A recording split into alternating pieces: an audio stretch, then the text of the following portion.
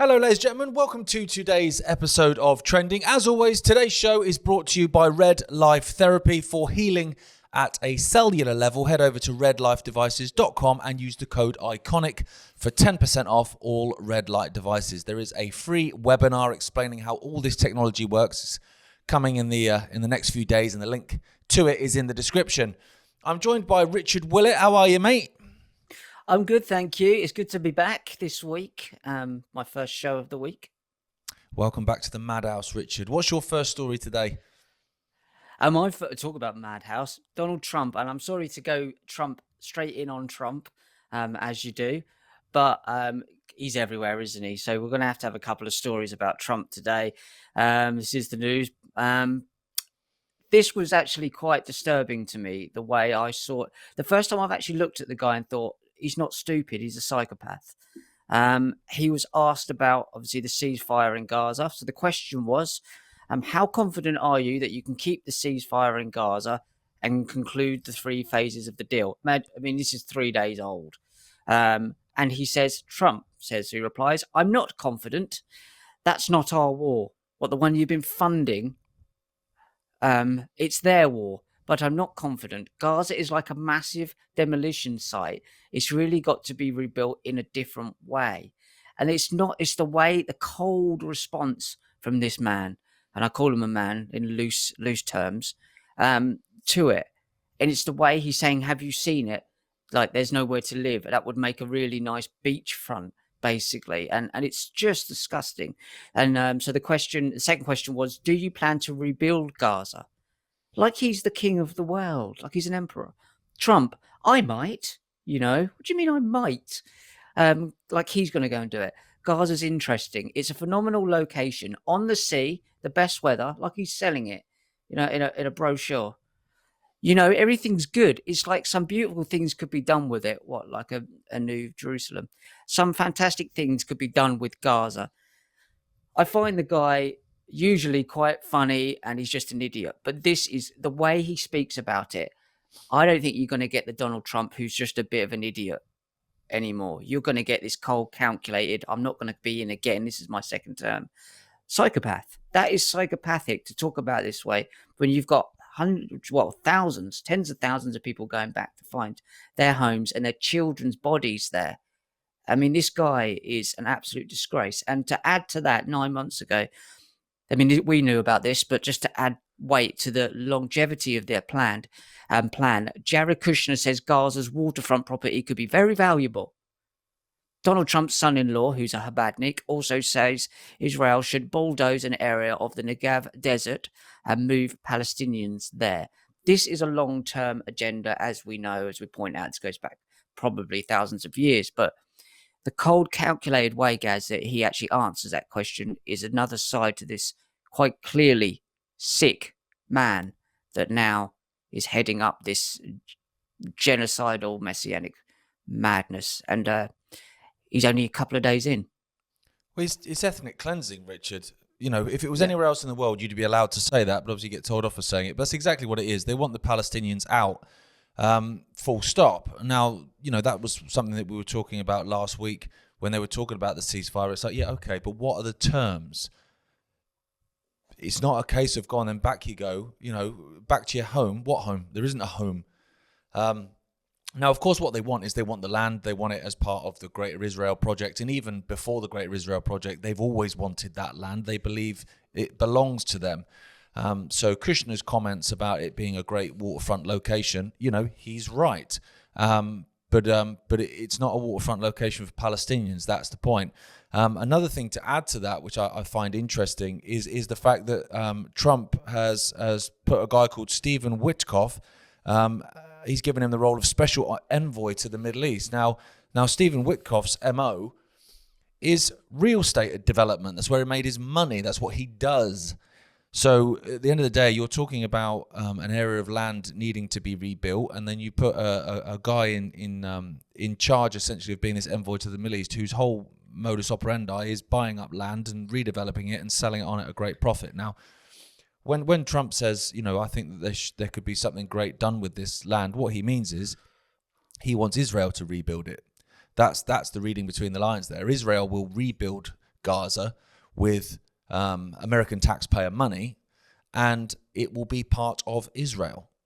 Simple as that. Now, if they can't get that over the line this time, if they don't manage to move the Palestinians out, now I imagine a lot of Palestinians will leave of their own accord. A lot won't, because they are tied to that land, but a lot will for the reason that, what are they going back to?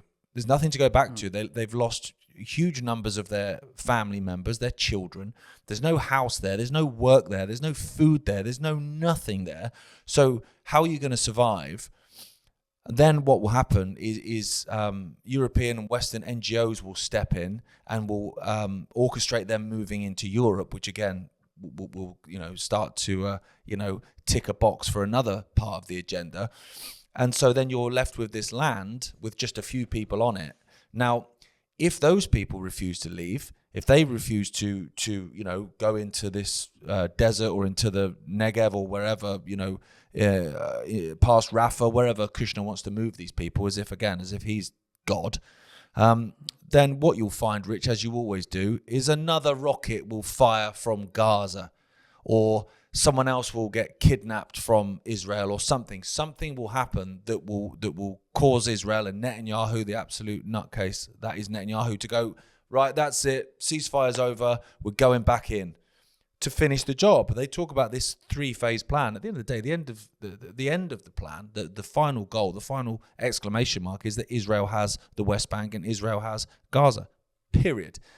Anything else is do you know what I mean?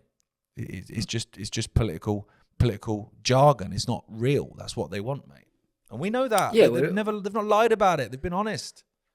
Well, they have been honest about their deceit, which is the oxymoron there, and it's the tripartite. Everything comes in threes. The 3 world wars, 3-phase plan, the Trinity. They always talk about it.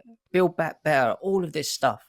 They have a code, and not code of ethics, unfortunately. And it's very rare you see me getting annoyed about things, but the coldness of what Trump came up with. If you are following this man and supporting this man, there's something wrong in your heart, and you need to go and have a look, because he blatantly disregarded the thousands of children, women and men who were dying for the last year and a half in front of us, and said, it'd be nice to put a hotel there. It's just people insane. In these positions don't care, Rich. That's the thing, and we've spoke about it so many times, that people have the problem they have in their head is that they think a certain way, and they think that everyone else thinks a certain way. So you go, that person is doing that, and they go, no, they wouldn't do that. No, you wouldn't do that. Anyone in this position, anyone that's allowed to get to that position within this corrupt political system is there for a reason, and it's not a good one. And you wouldn't be allowed to do that anyway, because you would be in prison, like in a normal just world, unless you're Netanyahu, and that gets scrapped. So there's something needs to be done about this this lot, because it very rarely annoys me as much as seeing that orange man coldly disregard children with hands blown off. None of these people care. Another person that doesn't care is Chairman Starmer. So I don't know if you saw this yesterday, Rich. Obviously, the whole story's coming out now about the Southport killer. What's his name again? I'll try and say his second name. It's Exel Rudakabana. Very easy to say. It's Welsh names. I struggle with them. He's obviously pleaded guilty to killing these 3 children in Southport. Now, there's a lot more to it. There's a hell of a lot more to it, and I think a lot more will come out further down the line. But what is coming out is the fact that he was reported to Prevent, an organisation which is supposed to be anti-terror, 3 times, 3 separate occasions for his obsession with violence. Even his father was getting involved in stopping him going and attacking people at his former school just in the days before he went and killed these children. Prevent didn't think it was anything to worry about, which is very interesting actually, because Prevent thought that my dad talking at a theatre in Leicester in 2018 was a problem, a big enough problem to have their police affiliate go and talk to the venue and have them cancel it. And obviously my dad's banned from Europe on anti-terror laws, but obviously this Axel guy is fine, don't worry about it, not a problem. So when Starmer was giving this press conference yesterday, obviously he's trying to come out a little bit more kind of puff his chest out and come out a little bit more confident, because he's kind of, he is under the cosh essentially. What was he hiding from the public? And what I found very interesting was he's talking about this expansion of anti-terror laws. Imagine my shock. But what he says is, he said that actually there's another kind of terrorism now that's emerging, new terrorism that's emerging right on time. Not like your usual groups, your organized groups like Al-Qaeda, which I find hilarious, because the Labour government was funding Al-Qaeda and their affiliates about 15 minutes ago in Syria. So are they a terror group or not, Chairman Starmer? But what he describes this new emerging terrorism as people on their own, loners, misfits and stuff like that. But what he then says, he says they're accessing all manner of material online. Now, as soon as he mentions material online, you go, okay, I get what he's saying now. Because let's have it right. We all know that anti-terror laws are not there to stop terrorists. They're not. They never have been. What these people do is they use certain things. So with the Southport killings, now that situation, depending on what comes out about it and what the actual facts are, it was either orchestrated, allowed to happen, that's what my money's on, or they've just simply taken advantage of it and gone, okay, this has happened. Because just think about it. Who did they go for in the immediate aftermath of the Southport stabbing? They went for the far right. Now, everyone's far right now. It doesn't mean anything. They went for them. They went for the people that were outraged about what happened. Now, to me, your priorities are slightly off there, Sunshine, but that was what the focus was on. This is the threat of the far right. Now, when you then had these riots, as much as I think the media kind of over-egged them a little bit and made out that they were a hell of a lot bigger than they were, you had then immigrant communities and Muslim groups being gaslit by the likes of Hope Not Hate, who were tweeting about the fact that a Muslim woman had acid thrown in her face by a far-right protester, which never happened. Nothing happened to Hope Not Hate and Nick Lowles. Nothing happened to him in terms of misinformation. That's interesting, isn't it? But that obviously incensed these immigrant communities and Muslim groups, as it would. So then they took to the street. They were fighting with police and all that kind of stuff. But you never saw the government and Starmer vilifying immigrant communities. Far from it. It was all about the natives, for want of a better phrase. It was all about them. They were the problem. And throughout this whole thing, it's all been about the far right. It's all that the BBC, which is obviously just a state propaganda outlet, has been going on about. And even in the days leading up to this trial, they put out a documentary on the far right. It's all about the far right, all this focus. So I'm looking at this and I'm going, right, okay, so Chairman Starmer's government is focused on the far right. That's the obsession. He's bringing anti-terror laws, but he's definitely not bringing them in to shut you up.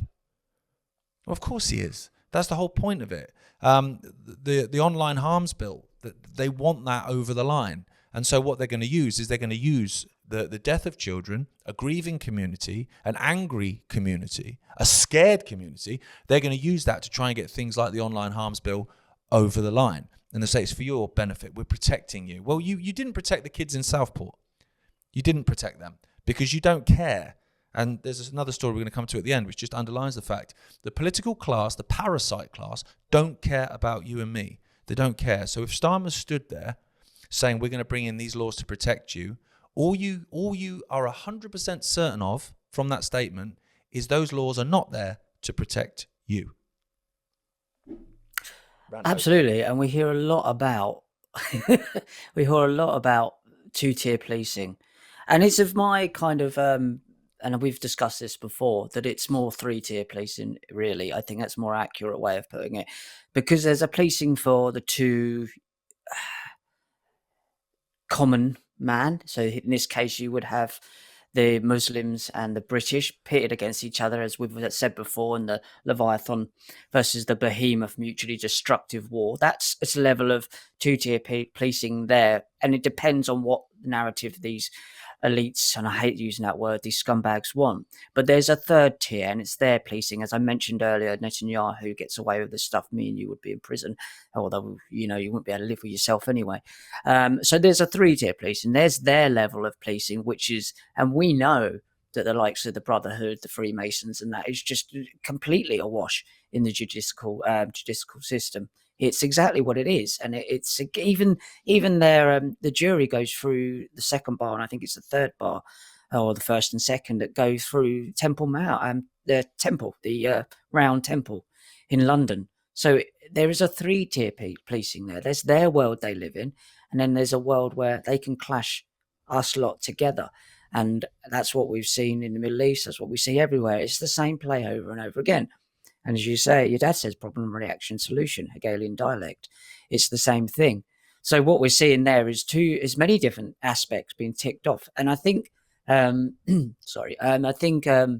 something to come to terms with is that they can use anything to weaponize their agenda. So we need to know where it's heading and why. And then you can see they can weaponize any situation like a game of chess. They can move in any direction they want because they're making up the rules. You're playing on their board, and it's a level that looks down upon the people that basically pay their wages and keep them where they are. This is the inversion of the whole system. So they're literally there, obviously using a horrific situation to pit the far right English, ridiculous, obviously, against, or British against the Muslims, and we know that's a mutually destructive war. But at the very same time, there's another tier of policing, and that's the ones that above the higher levels of these secret societies, and they won't touch these guys because they're all in it together, and all their businesses rely upon this. And most of the judges that go through this round Templar Temple in London are part of it. So the whole thing is corrupt from the top, being held up by us guys at the bottom through our hard work and graft. We graft for their craft, and that's the way it is. And it doesn't have to be. It's upside down.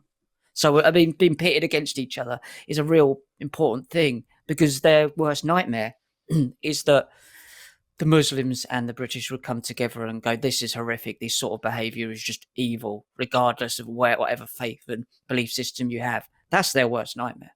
Oh, completely. That's why and I always harp on about it, that's why they absolutely despised the mass protests in London over COVID, because they tried to, in the beginning, paint them as far right, tinfoil hat, conspiracy theorists, anti-vaxxers.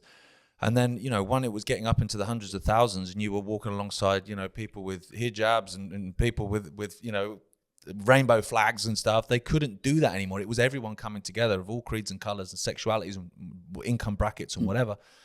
I remember walking down Oxford Street with millionaires. Do you know what I mean? It was like, it didn't matter. We were all in this together. And that the establishment, you're absolutely right, it terrifies them. So what they're trying to do is they try and create division, which they're doing across the board. People like Nick Lowles, he knows what he's doing when he's tweeting out about acid attacks that never happened. He knows exactly what he's doing.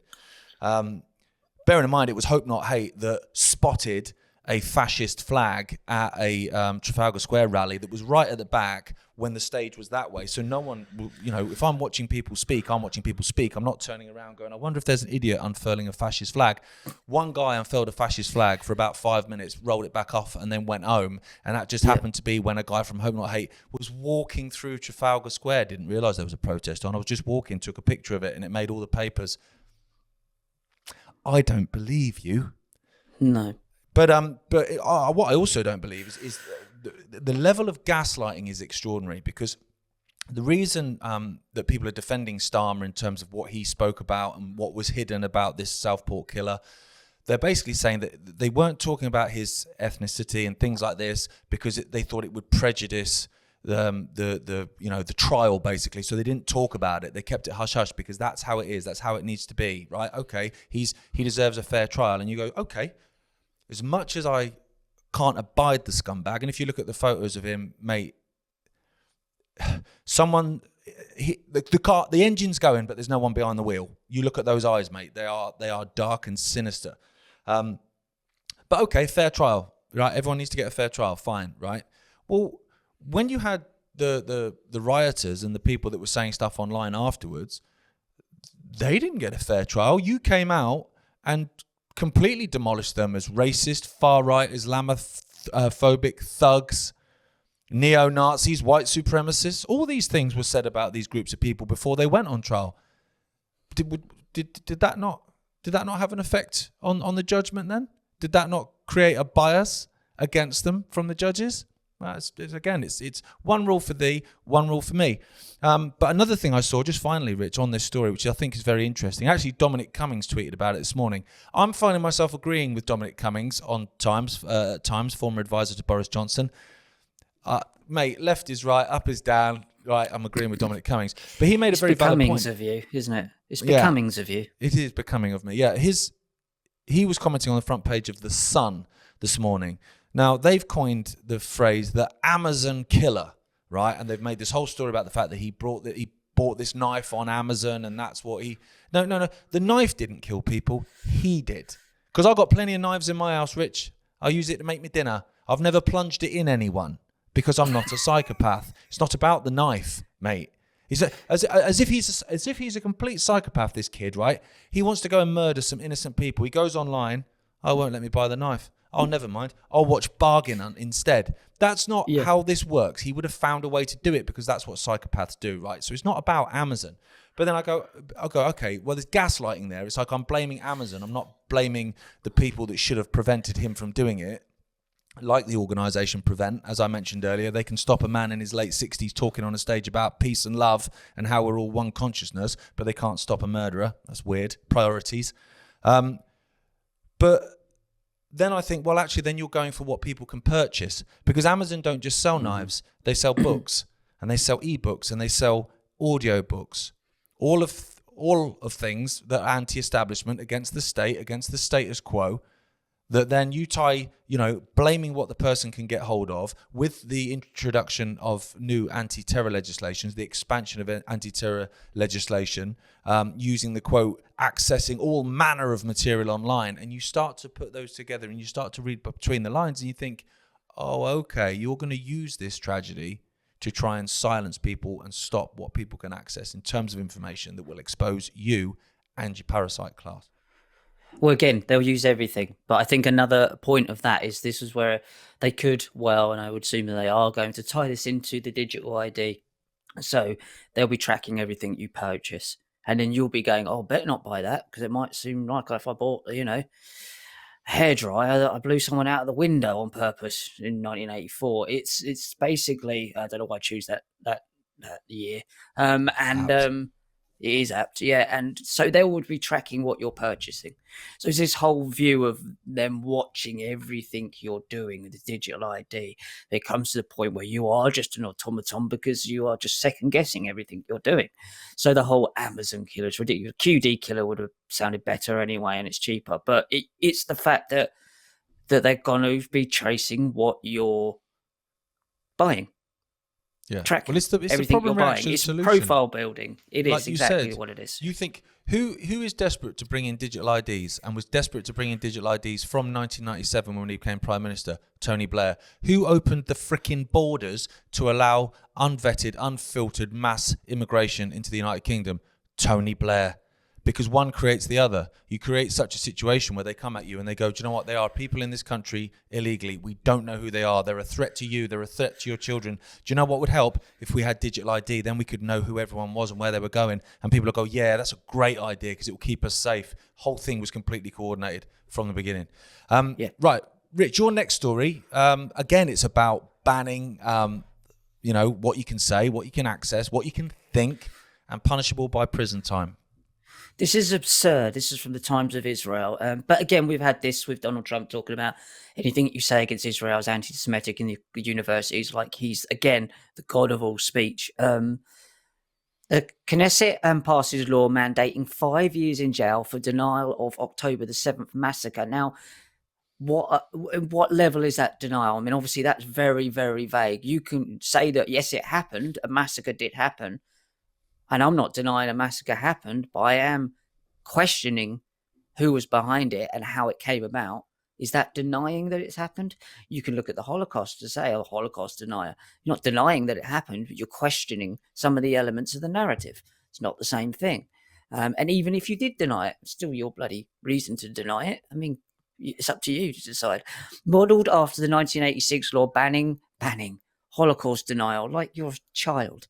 legalization requires 5-year prison term for denying the atrocities with the intention of defending or identifying with Hamas. Well, not that long ago, Netanyahu was telling them that they need to be about to give them a reason to not have a Palestinian state. So maybe you want to go after him first. A law criminalizing the denial, minimization, or celebration of the Hamas terrorist group's October 7 attack on southern Israel passed its third and final reading, 16-0, in the Knesset plenum on Tuesday, obviously. 16-0. I mean, you would say, I think there might be a fix in here, wouldn't you? If that was a football game, you would be going, I don't think the goalkeeper cares. I'm getting a feeling because he's been sitting at the back of the net eating his sandwiches for the second half. It's just ridiculous. So the legalization sponsored by Yisrael buy-in to MKOD for her is modelled after a 1986 law prohibiting Holocaust denial. Anyone who says or writes things denying the October 7th massacre with their intention of defending the terrorist organisation Hamas and its partners, expressing sympathy for them or identifying with them will be sentenced to 5 years in jail. It's just, these things don't hold much weight, but... Oh, they will in Israel, mate.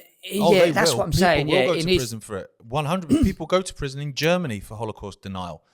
But this is what it says in here, though, Gaz. It doesn't make it obvious that it's just in Israel. That there's nothing in the article that... I mean, I know me and you would just assume that it would be. And I'm sure it is. That's the case. But, if Israel is so prominent in British and American politics, which we know it is, it basically runs the joint, then, their laws come over here in other kind of backdoor ways as an anti-Semitic kind of, don't talk about it in universities. So, it says in Israel, but that's where it starts. And of course. Well, Israel says jump, Trump says how high. So does Starmer. Simple as that.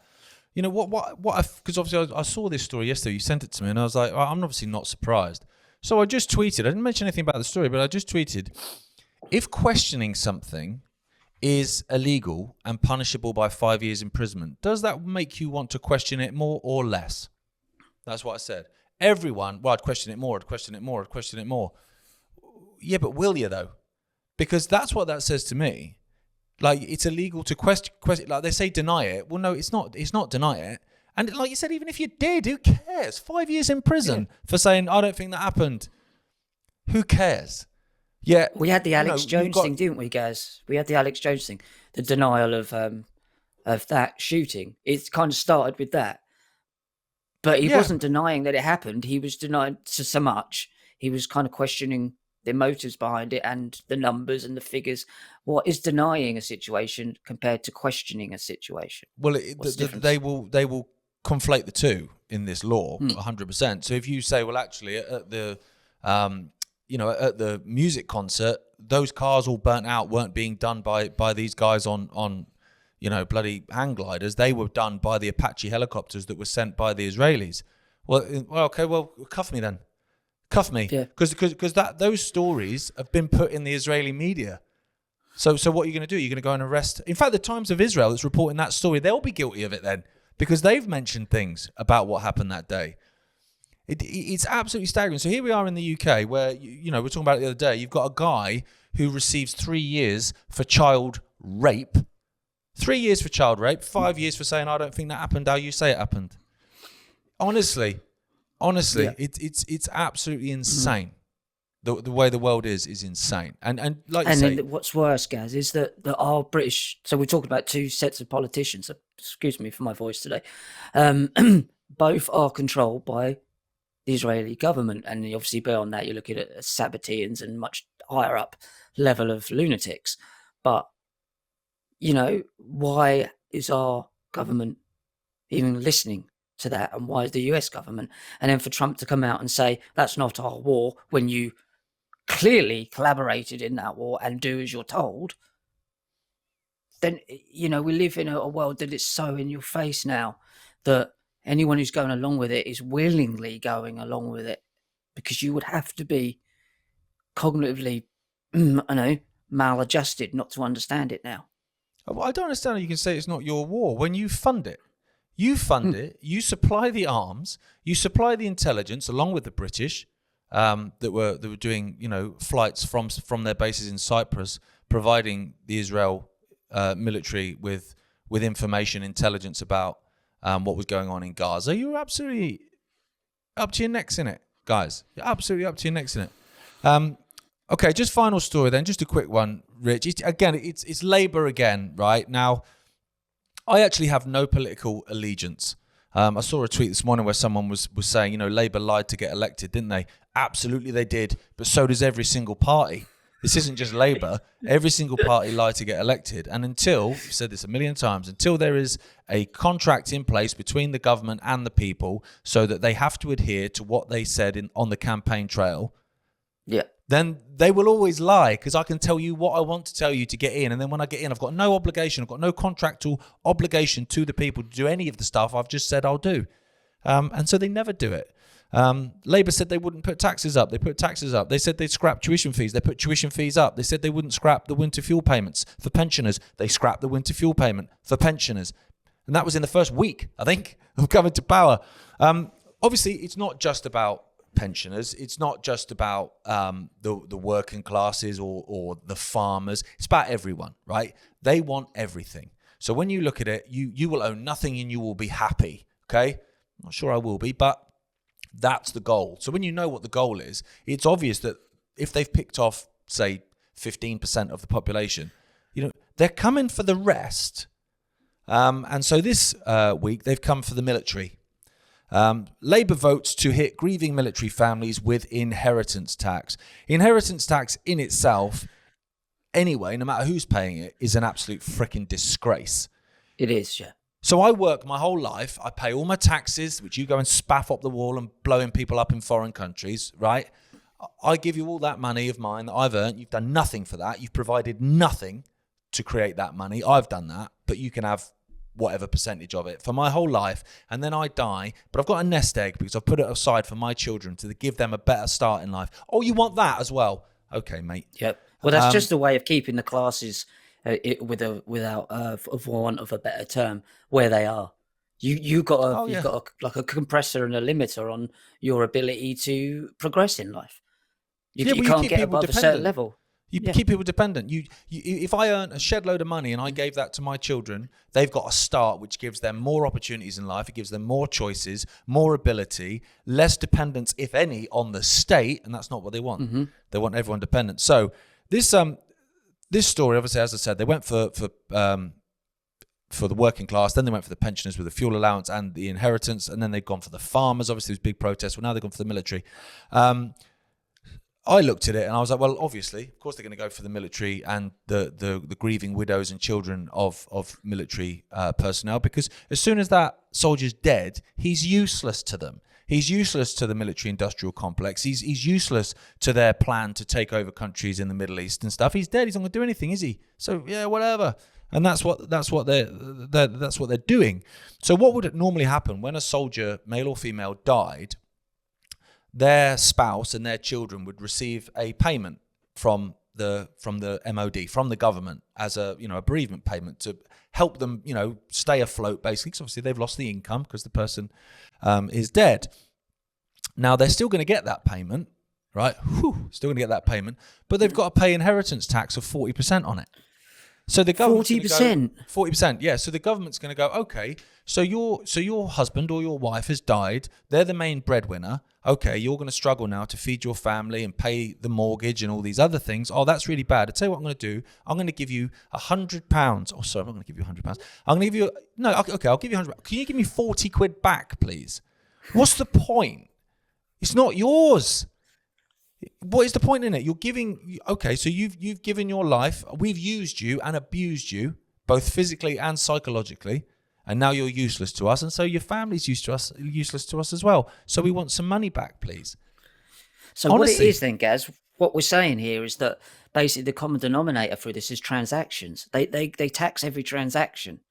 So that's why they want to get rid of cash, because they want to track every transaction. You can't go and give your mate a tenner because they want to track that transaction between you two. So that's what this whole digital ID system is about. It's cashless society is about.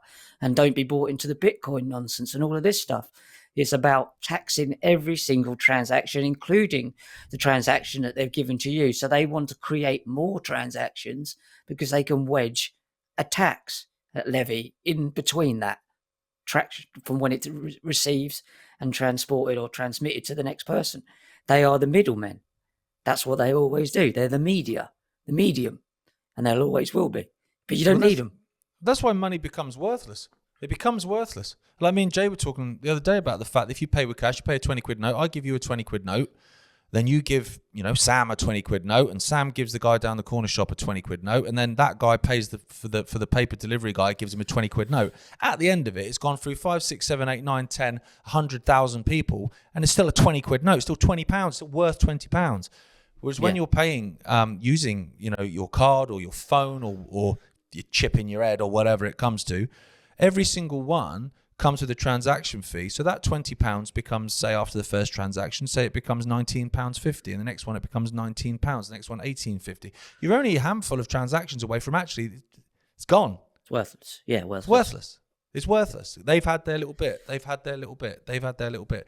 What I hope is that actually, it turns people within the military against the government, so that people like the farmers are less willing to put up with it, and they go, do you know what? Okay, so you want me to go and you want me to give my life for a nation that hates me, obviously, and then when I'm dead, you're not going to see my kids all right, and you're not going to see my partner all right. Well, then I'm not dying for you then. Yeah. Simple as that. That's a good point. I'm not doing it. Yeah, and it's the fail-safe in it all. And I think you pointed out something earlier, which was really important that we didn't kind of pick up on, is that during the COVID thing that they couldn't really get away with it because they attacked everyone. Now, there is a limit. They need to divide at some point. So that's okay when they're dividing people. But when they go for everyone, which they're going to need to do, that's game over. There's too many of us. So there is a fail-safe in this. And you've just pointed out one of them, go for the military. Well, the military won't do what you tell them then. You've got to be, they need us. They hate it, but they need us to enslave ourselves. And that's 100%. The fail-safe. So everybody watching this, we've got the power there, and we always have done. That's why they're scared of us. So they can't divide us. And they can't get us all. So, it's them running out of time, not us, until we realise that they're after all of us, and that's their biggest mistake. And when people realise that, is that we're all brothers and sisters, then they're absolutely screwed overnight. 100%. It's why they've gone for people in stages. They've not gone for everyone at once. They've not gone, right, pensioners, farmers, military, bosh. It's, right, we'll pick them off. We'll get a little bit of backlash for it. We'll wait for that to die down. Are you ready? Yeah, go. Right, and then we'll go for them. Okay, we get a bit of backlash. Wait for that to die down. Yeah, we're ready?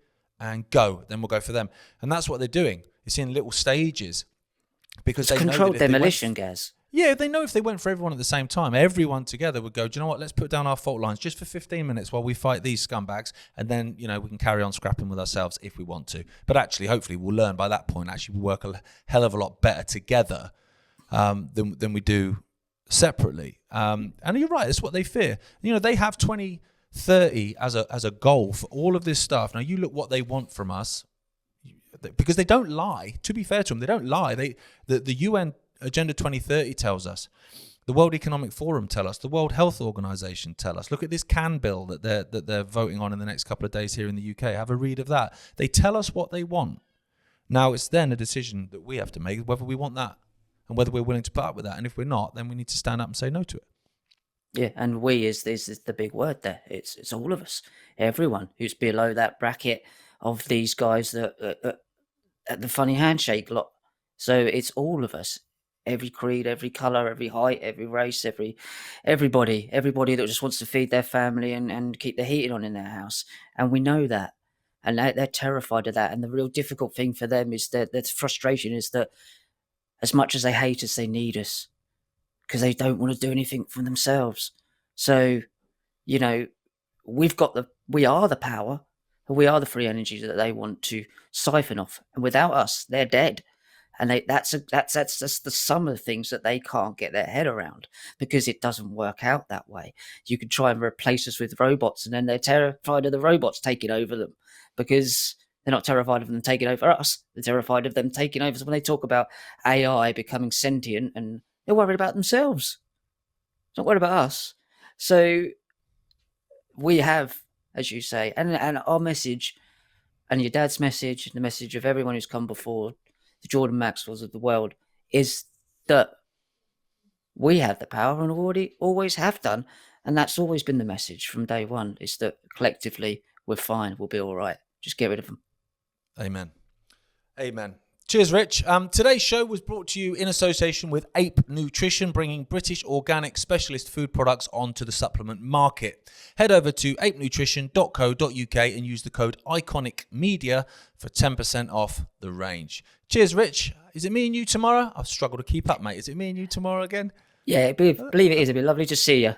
I think it is. Magic. All right, I shall see you tomorrow, Rich. And I'll see you later, ladies and gentlemen.